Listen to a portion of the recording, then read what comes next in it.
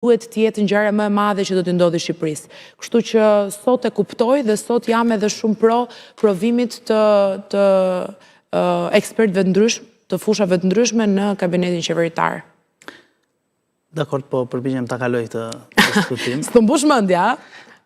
Jo, me thënë drejtën, por thjesht ndoshta sepse e di që do të qëndroni të jeni në të njëjtën linjë. Megjithatë nuk do të ketë më rëndësi për të humbur kohën me të. Në raport me integrimin e vendit në Bashkimin Evropian është një debat i hapur që tani më ka disa vende që deri diku po fillojnë t'i bllokojnë rrugën Shqipërisë. Fatkeqësisht do të mos ishte vërtet kjo, se jemi të gjithë shqiptarë dhe jetojmë këtu, por rasti i Gjermanisë apo vendeve të tjera. Është e vërtetë në dijenin tuaj si deputet e Parlamentit të Shqipërisë që disa vende po e shqyrtojnë ndoshta edhe më shumë themel të çështën e arritjeve?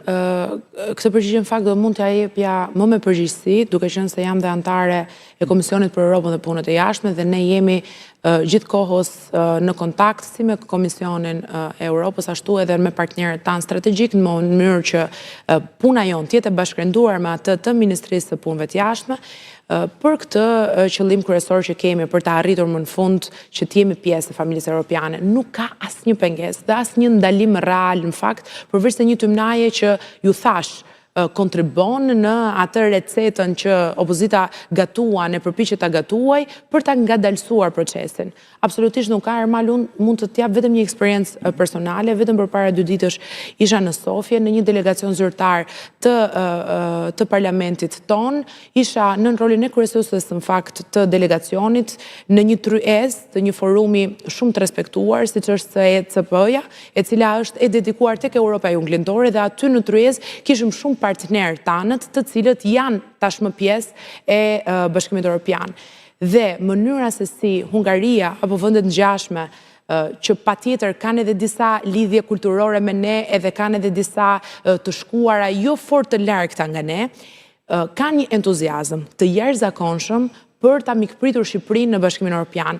Përfaqësuesit e Maliziet, Maqedonisë Veriut shpreheshin se sa frymëzim jemi kthyer ne për ta, për rrugën tonë shpejt në hapjen e negociatave, por edhe për korrigjimin e disa aspekteve në kapitujt caktuar që Bashkimi Evropian ka vendosur këto kohët e fundit, jemi shumë të shpejt në arritjen e tyre, sepse jemi shumë rigoroz dhe kjo është kthyer në fokusin e të gjithëve, qoftë të qeverisë, qoftë të grupit tonë parlamentar.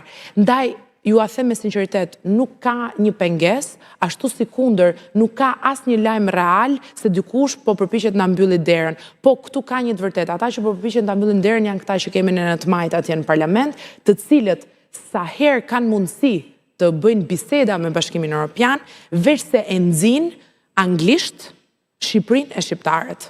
Gjë që mua realisht më duket te çdo imagjinate, të mundesh të shash vendin tënd në gjuhë të huaj, për më tepër, e të bësh antireklamën më të madhe si një antishqiptar shumë i madh, vetëm non grata i PD-s me derivatet e tij mundet që ta bëjnë këtë. Askush tjetër nuk e ka bërë dhe nuk do ta bënte këtë gjë. Ju kur flisni anglisht në një vend të huaj për Shqipërinë tonë, e besoni vërtet që ka këtë progres? Sigurisht që po.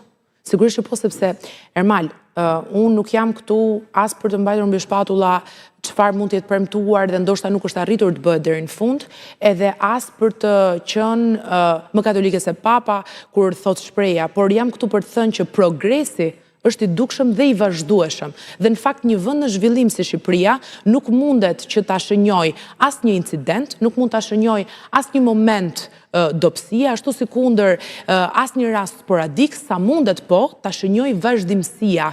Dhe vazhdimësia është ajo, janë komentet e mira për Shqipërinë dhe Tiranën, janë komentet kur vizitorët rriten çdo ditë për të bërë turizëm në Shqipëri, janë komentet kur rritja ekonomike flet, janë komentet kur Bashkimi Evropian e beson që Shqipëria jo vetëm të jetë pjesë e Bashkimit Evropian, por të jetë edhe partner.